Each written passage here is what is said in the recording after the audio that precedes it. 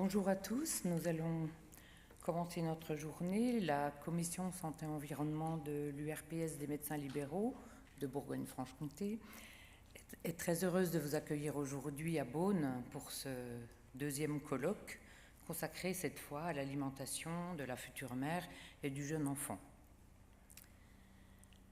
La loi a confié aux URPS des missions dans le domaine de la prévention et de la veille sanitaire, et c'est pour y répondre que notre union s'est dotée de cette commission santé-environnement, qui est ouverte également aux autres professionnels de santé des autres URPS de la région, et notamment les sages-femmes, les infirmiers, les pharmaciens, etc.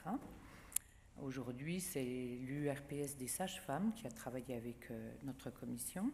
Et nous avons suscité également la création d'une inter-URPS, une commission santé environnementale nationale entre toutes les URPS médecins libéraux de France, de métropole et des îles, qui fonctionne depuis 2 ans, parce que nous l'avions suscité, en fait, cette création, il y a 2 ans, notre dernier colloque, ici même à Beaune.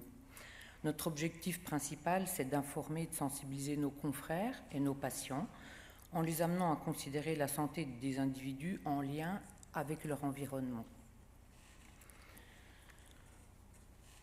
Cette année, notre commission a choisi d'explorer ce thème de l'alimentation pour plusieurs raisons. D'abord parce que les questions de malbouffe et d'obésité sont devenues un problème majeur de santé publique en France. Ensuite parce que nous subissons de la part des médias un torrent d'informations qui nous disent tout et son contraire, et nous avons souhaité éclaircir un petit peu la situation et faire le tour du problème avec des experts. Et enfin, nous avons souhaité prendre le problème à sa racine, c'est-à-dire aux âges les plus fragiles de la vie, que sont la période de la gestation et de la petite enfance, et aussi parce que des modifications souvent très simples dans les habitudes et les comportements permettent d'éviter la survenue de nombreuses maladies à l'âge adulte et également pour les générations à venir. Nous avons fait appel à des experts de la nutrition et de la petite enfance, à des experts en santé environnementale que je remercie tous vivement au nom de l'URPS d'être présents aujourd'hui. Nous allons donner la parole au professeur Jean-Pierre Goulet, président de l'Académie de médecine, qui nous fait l'honneur d'ouvrir notre congrès. Je l'en remercie vivement.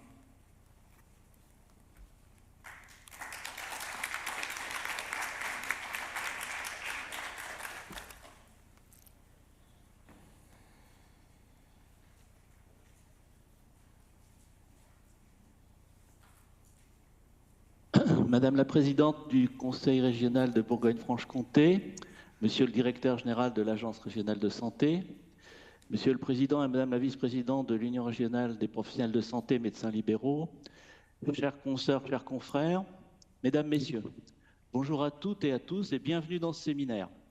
En tant que président sortant de l'Académie de médecine, je suis très honoré d'avoir été sollicité pour introduire cette réunion organisée par l'Union régionale des professionnels de santé de Bourgogne-Franche-Comté, que je remercie chaleureusement, ainsi que par mon ami le Dr Joël Spirou. Merci à toi, Joël.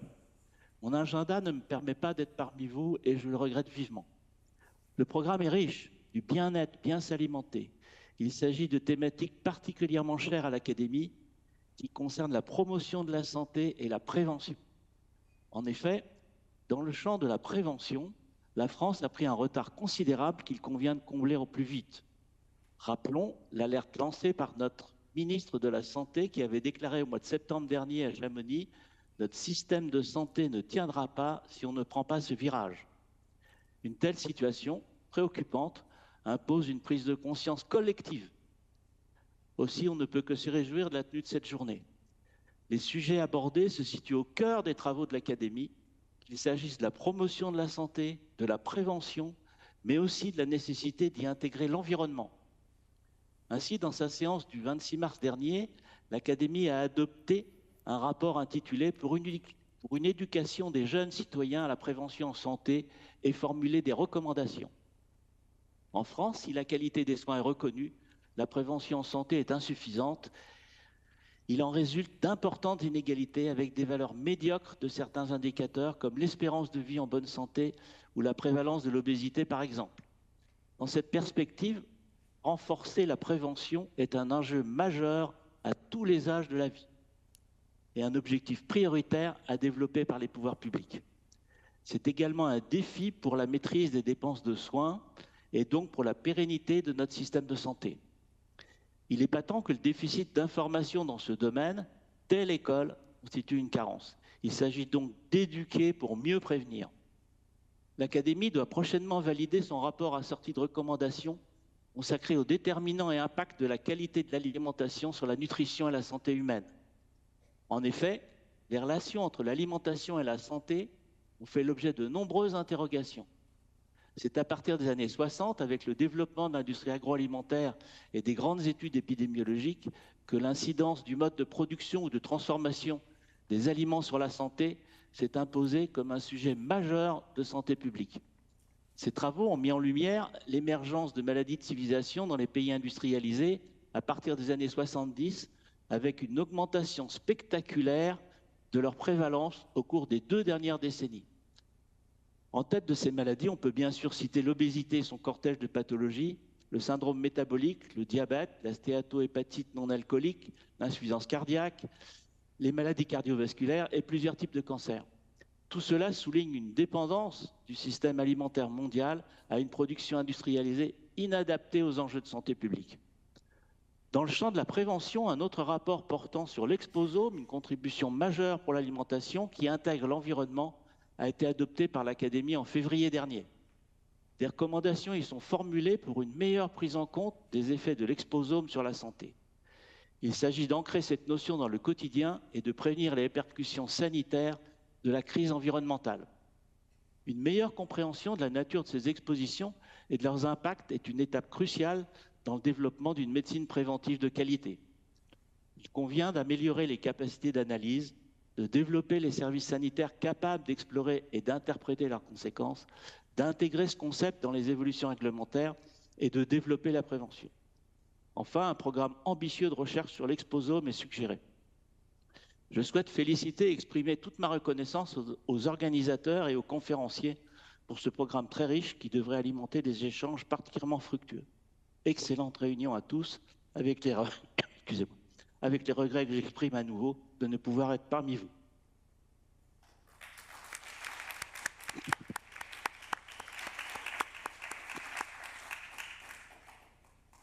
Merci beaucoup, monsieur le professeur.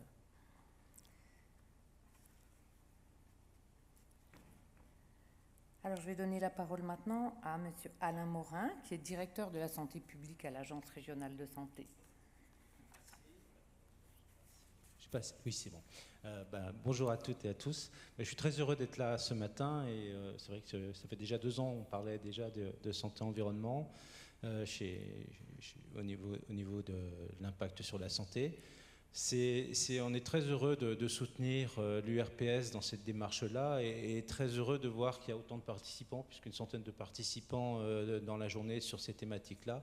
Ça prouve bien votre intérêt et je dois vous dire que c'est particulièrement important parce que vous êtes un vecteur d'information en tant que professionnel de santé particulièrement important, puisque les parents, notamment sur ces âges-là, ont besoin d'informations fiables, comme vous le dites. Les réseaux sociaux, c'est bien, mais il y a surtout un peu tout et n'importe quoi qui circule. Donc c'est vraiment indispensable.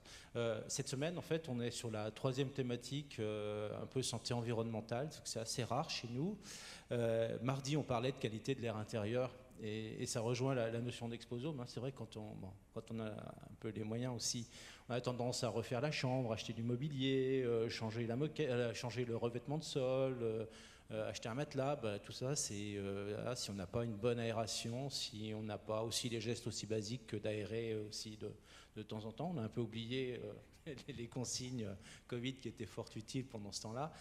On voit que l'enfant, il est très exposé à des polluants sur la qualité de l'air intérieur et la rénovation énergétique des bâtiments, il faut faire attention également parce que tout fermé et ne jamais ventilé peut amener aussi à des désagréments. On a 40% des logements qui présentent des défauts de qualité selon les données des observatoires, donc c'est particulièrement important. Jeudi, on avait la journée sur la grande cause nationale, la France en forme. avec des chiffres qui font un peu peur chez les enfants finalement, puisque les notions d'inactivité physique et de sédentarité, ça prend des proportions plus qu'inquiétantes.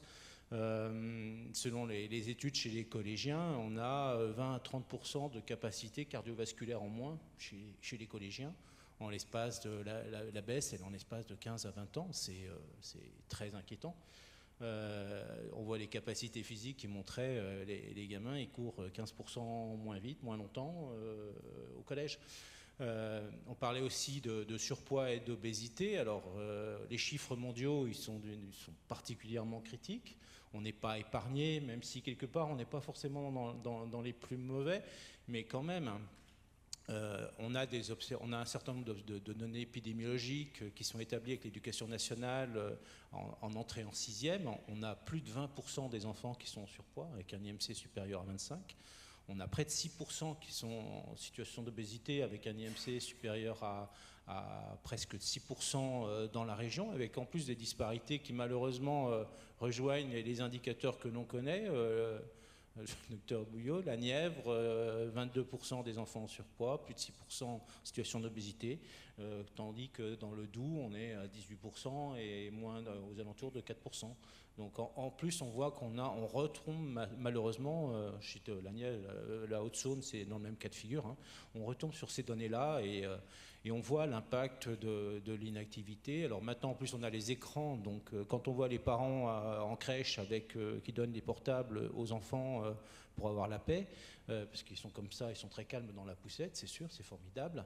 Donc, il y a aussi toute l'éducation aussi autour de l'écran, de l'inactivité physique. Les enfants, ils sortent plus, on les met devant les écrans. Donc, c'est important de réapprendre aux parents à marcher aussi. Et puis à développer les relations sociales, donc on a tout un champ. Donc pour l'ARS, c'est un champ vaste en fait, c'est vraiment c'est un public, on travaille un peu en notion de public, mais les enfants, ça fait partie de nos politiques prioritaires au niveau du projet régional de santé. Au niveau du projet régional de santé-environnement, on est très heureux de voir que les professionnels de santé s'engagent de plus en plus, et l'URPS tout particulièrement, dans les questions de santé environnementale. C'est important, le projet régional de santé-environnement, le plan régional, santé-environnement numéro 4 a été, je vais y arriver, a été publié il y a 1 an, donc on est en train de le développer. L'URPS est un acteur important pour porter nos politiques. On va continuer de travailler sur ces questions-là. On travaille aussi maintenant sur l'approche Une seule santé. C'est un de nos axes transversaux. Bon, ce n'est pas l'objet aujourd'hui, mais ça rejoint quand même toutes ces problématiques-là, puisque le concept d'une seule santé est particulièrement important. Alors, il y a aussi la stratégie 1000 premiers jours. Vous avez entendu, il y a les assises de la pédiatrie. Le gouvernement veut renforcer la place des PMI, puisque vraiment les PMI ont un rôle fondamental à jouer, et pas que les PMI. Donc on va avoir un certain nombre d'actions à développer. Et aujourd'hui, je suis très heureux aussi que nos acteurs régionaux soient mis un peu en lumière. Hein. Je ne vais pas les citer. On a alors ex-IREPS Promotion Santé, on va dire, qui a développé des référentiels. On a le REPOP qui intervient et d'autres. Et ça prouve bien que on est très heureux d'avoir des acteurs aussi régionaux qui soient très, très engagés à vos côtés. Parce que ce n'est pas si simple que ça. Vous le disiez, les repères, quels sont les repères, comment aborder la question de la nutrition, de l'alimentation, de l'activité physique, c'est compliqué. Et on a vraiment une bombe à retardement sur l'ensemble des maladies chroniques. Ça, on le sait, les facteurs sont fondamentaux. Donc, c'est vraiment compte sur tous les professionnels de santé. Et c'est bien que tout le monde soit regroupé aujourd'hui. Hein. Et aussi bien les médecins, les pharmaciens, les infirmiers, les sages-femmes. Donc, tout le monde est là pour écouter le même discours parce qu'on doit porter le même message. Je vais m'arrêter là pour ne pas être trop long et vous laisser la parole, Dr Blondet. C'est gentil, merci beaucoup. Je donne la parole à Éric Blondet, notre président de l'URPS. Contrairement à ce que disait tout à l'heure le professeur Goulet, j'espère que Joël, tu redresseras la situation. Je ne suis pas la présidente de l'URPS, c'est Éric le président. Ah oui. Bon, vu les sujets abordés aujourd'hui, c'est bien, j'allais dire, c'est bien qu'un détail qui n'a aucune de formalisme, et à mon avis, il ne faut surtout pas s'y arrêter. En tout cas, je suis ravi de pouvoir vous souhaiter à tous la bienvenue sur cette deuxième itération finalement de colloque de santé environnementale en Bourgogne-Franche-Comté. La première était sur l'éco-responsabilité du cabinet et les perturbateurs endocriniens. Aujourd'hui, c'est bien-être, la santé de l'enfant et de sa maman, y compris pendant la phase de gestation. Je compléterai, je prendrai à la limite l'autre phase de la pièce exposée par Monsieur Morin, qui était très orienté grand public, etc. Moi, je suis neurochirurgien, donc autant dire que c'est un sujet qui échappe un peu de mon champ de compétences, même franchement.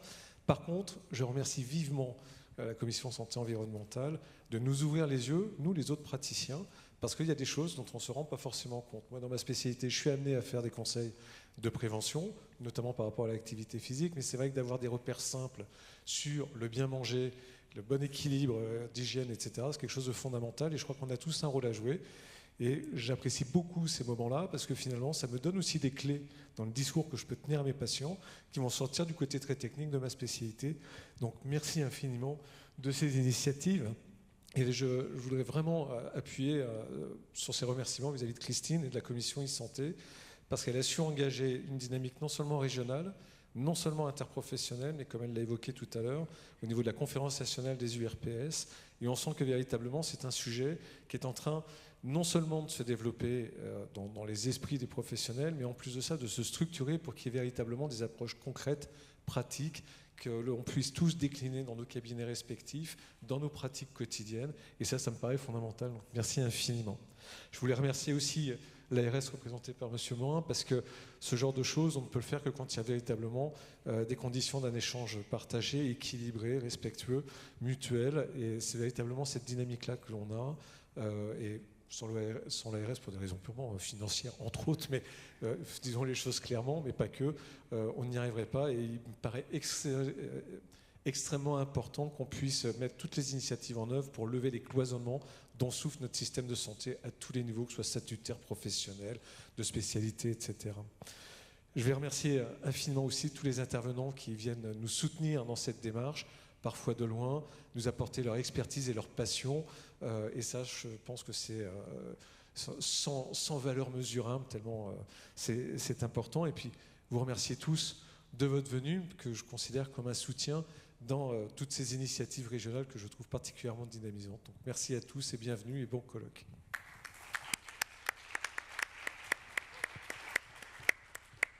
Je donne la parole à Clémentine Dehaye. Merci beaucoup, Éric. Clémentine est la présidente de l'URPS des sages-femmes et elle collabore avec au sein de notre commission santé environnementale, bien entendu sur ce sujet qui implique particulièrement les sages-femmes. Bonjour, alors je vais être très brève, je voulais juste dire que j'étais très heureuse d'être ici aujourd'hui et que les sages-femmes aient une place dans cet événement.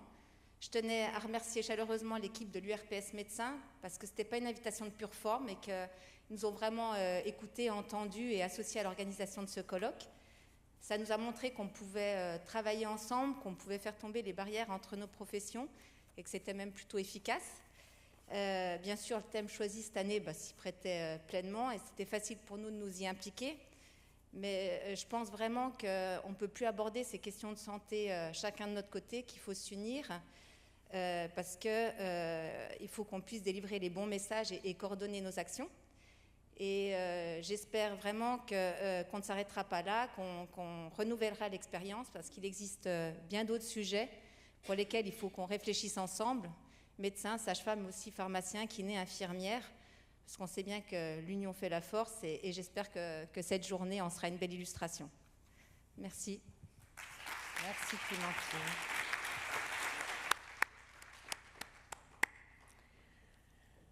Alors pour commencer cette journée en travaillant, vous faisant travailler un petit peu, on va vous présenter un quiz. On a préparé un quiz avec quelques questions très simples, hein, rassurez-vous, on ne passe pas le bac, simplement pour tester un peu vos connaissances, vous testez vous-même et tester vos connaissances sur le sujet d'aujourd'hui. C'est Mathieu qui va nous expliquer comment ça marche. Merci. Vous restez vers moi pour donner les réponses aux questions. Bien. Alors, on va faire tout ça en live. Donc le live, quelquefois, ça a sa petite particularité, mais on espère théoriquement que tout puisse bien fonctionner. Donc le live, c'est donc un outil qu'on va lancer tout de suite. Voilà, vous allez le voir sur l'écran qui est derrière moi. Et donc c'est un petit quiz introductif. Donc ce quiz introductif, vous allez voir, il faut sortir tous vos téléphones portables. Vous avez tous normalement un téléphone portable, plus ou moins récent, je ne sais pas. Mais le téléphone portable, il devrait vous permettre de télécharger ce QR code. Donc vous prenez votre téléphone portable, vous avez un QR code et vous allez avoir quelque chose qui apparaît et qui est le début du questionnaire qui va vous être posé autour de la question de l'alimentation. Est-ce que vous avez réussi à télécharger ou à visionner, à photographier ce QR code? Est-ce que c'est tout bon pour vous? Est-ce que ça marche? Dites-moi. Docteur Bertin-Belot, vous essayez. Ça marche. Ça marche? C'est tout bon? Est-ce que tout le monde a fait l'opération? Donc, en tout cas, je vous explique la suite. Donc, il y a une dizaine de questions qui vont vous être posées et vous allez répondre en direct aux questions qui vous sont posées. Vous avez à choisir la réponse et à mettre valider. L'ensemble des réponses va apparaître sur l'écran et vous allez voir la bonne réponse et le docteur Bertin-Belot prendra la parole quelques instants pour expliquer la réponse à la question. Il y a 10 questions. Vous avez 20 secondes par question pour répondre à celle-ci. On est prêt? On peut jouer? Non, Carole n'a pas terminé. C'est tout bon? Tout le monde? Encore? Je vois là-bas, encore un. Allez, 5 secondes et j'y vais. C'est tout bon? Allez, première question. C'est parti. On va parler de la femme enceinte et de l'alimentation. Première question, vous avez 20 secondes. Quel produit laitier est une bonne source de calcium important pour le développement des os du bébé? Le yaourt aromatisé, le fromage blanc, le lait au chocolat ou le fromage bleu? Et là, on voit les réponses qui commencent à affluer. Il vous reste 5, 2, 1, top! Et la réponse était bien le fromage blanc. Docteur Bertin-Belot, pourquoi le fromage blanc? Parce que c'est un produit laitier, et comme le lait, le yaourt, le fromage contiennent des protéines, des minéraux, dont le calcium, qui contribuent, comme vous le savez tous, à la bonne formation des os et du reste, et des dents. Deuxième question, donc là vous êtes plutôt bon. On va sur la deuxième question. Attention, 20 secondes. Top, c'est parti. Quel poisson est à éviter pendant la grossesse en raison de sa teneur élevée en mercure? Saumon, thon naturel en conserve, morue, truite. Je vois que les réponses sont pour l'instant partagées.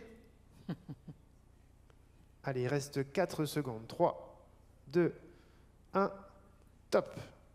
Donc là, on a à peu près la moitié sur le thon en conserve, le saumon, un petit peu de morue. La bonne réponse était le thon naturel en conserve. Docteur Bertin-Belot. Bon, c'est vrai que le thon naturel en conserve, paraît-il, c'est celui qui contient le plus de mercure, mais je vous rassure, le saumon aussi. Voilà, en gros, tous les gros poissons contiennent beaucoup de mercure parce qu'ils ont concentré au cours de la chaîne alimentaire le mercure des poissons plus petits qui mangent. Voilà. Allez, troisième et dernière question sur la femme enceinte. Prêt? Top, c'est parti. Quel aliment contient des oméga 3 bénéfiques pour le développement du cerveau et des yeux du bébé? Les pommes de terre, le maïs, les noix ou les bonbons? Bon, je ne vous cache pas qu'il y a des questions plus faciles que d'autres. Allez, 5 secondes. Personne n'a cliqué sur les bonbons. Que vous êtes vraiment tous très forts sur le sujet, donc je ne commenterai même pas. Allez, les doigts. C'est les noix, voilà, c'est des noix, c'était facile. Allez, on passe maintenant au nouveau-né et à l'alimentation. Prêt? Top. Quel aliment est riche en fer et est souvent recommandé comme premier aliment source pour les bébés, solide pour les bébés, pardon? L'avocat, le riz blanc, les patates douces ou la purée de carottes? L'avocat, le riz blanc, les patates douces ou la purée de carottes? Premier aliment pour les bébés. Top. Eh bien, plutôt purée de carottes. Ils sont forts, hein? Ben, c'est fort, mais il y a quand même des patates, enfin de patates douces, j'entends. Eh bien non, c'était la purée de carottes. Pourquoi la purée de carottes? Ben parce qu'elle est source de calcium, déjà, de phosphore, de carotène, et que c'est celle qui en a le plus, voilà, dans toute la liste qu'on vous a présentée. Très bien. Allez, nouvelle question. Top. Quel aliment doit être évité pour les nourrissons en raison du risque potentiel d'allergie? Les œufs, les fruits, le lait maternel ou les noix? Il y a un petit mélange, une petite hésitation. 3 secondes. Ok. Les œufs et les noix. Eh ben, c'était les C'est noix. effectivement les noix qui sont le plus susceptibles d'entraîner des réactions allergiques, comme la plupart d'ailleurs des fruits à coque. Très bien. Allez, on enchaîne. Quel aliment est à éviter chez nourrissons en raison du risque potentiel de botulisme infantile? Le miel, le lait de vache, la purée de pommes ou le yaourt? Quel aliment est à éviter en risque potentiel de botulisme? Ne regardez pas les réponses avant de répondre vous-même, hein, pour ceux qui voient l'écran. Hein. Allez, effectivement, le miel. On parle botulisme avec le miel. Voilà, c'est effectivement le miel qui peut donner chez les petits, les nourrissons, un empoisonnement alimentaire qui est connu sous le nom de botulisme, qui n'est pas une maladie très fréquente, mais qui existe quand même. Et donc, on évite toujours le miel avant l'âge de 1 an. Très bien. Allez, on passe aux jeunes enfants et l'alimentation. Alors là, attention, il y a plusieurs réponses possibles, pas forcément à chaque fois, plusieurs réponses possibles par question. Il reste 4 questions. Top, c'est parti. Pourquoi est-il important de limiter la consommation de sucre ajouté chez les jeunes enfants? Pour éviter le surpoids, pour augmenter l'énergie, pour prévenir les caries dentaires ou pour améliorer la concentration?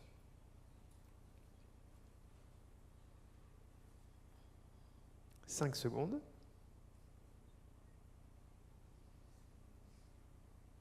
Ok, ben on est pas mal aussi, je pense. Bravo, oui. Donc les deux réponses étaient donc pour prévenir les caries et pour éviter le surpoids. Voilà. Évidemment, ça c'est assez logique.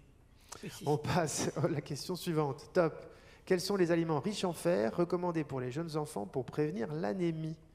Les fruits secs, les chips de pommes de terre, les bonbons, la viande rouge.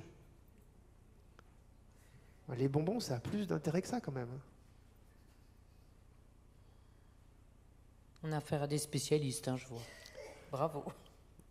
Eh bien voilà, vous avez raison, les fruits secs et la viande rouge, évidemment. Voilà. Avant-dernière question. Pourquoi est-il important d'offrir une variété d'aliments à un jeune enfant? Pour éviter les problèmes de digestion, pour lui permettre d'explorer différents goûts et textures, pour augmenter le risque de troubles alimentaires ou pour favoriser la sélectivité alimentaire? 3 secondes. Vite. Vite. Ok. Oui, effectivement, c'est pour lui permettre d'explorer différents goûts et textures, parce que plus on donne d'aliments variés à un jeune enfant, et plus il aura de chance de diversifier correctement son alimentation et de mieux se nourrir plus tard. Ça donnera des adultes avec une alimentation variée, ce qui est de moins en moins le cas, hélas, chez les enfants, à qui on fait choisir leurs préférences et qui terminent tous avec coquillettes de jambon.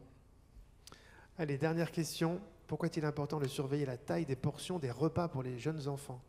Pour favoriser l'obésité, pour éviter le gaspillage alimentaire, pour aider à réguler leur appétit et prévenir la suralimentation, pour économiser de l'argent?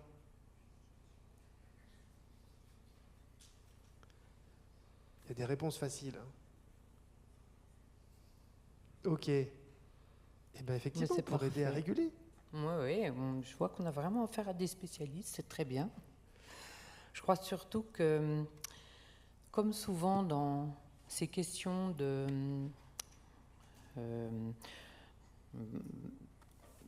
d'alimentation, mais pas uniquement, de santé environnementale, on va dire, on a quand même souvent affaire à des personnes qui sont intéressées par la question et le sujet et qui le connaissent déjà. Et là où on a beaucoup de difficultés, c'est à toucher d'autres publics. C'est pour ça qu'on ne se décourage pas et qu'on prend notre bâton de pèlerin, les URPS, pour essayer d'en parler, d'instruire nos médecins, nos sages-femmes, nos infirmiers, nos professionnels de santé, de façon à ce qu'ils soient en capacité de conseiller utilement et intelligemment leurs patients, qui souvent en connaissent plus qu'eux. Voilà, c'était une mise en bouche et on va pouvoir commencer effectivement les interventions des différents experts de la question, en commençant par le docteur Blandine Mulin, qu'on va inviter à nous rejoindre.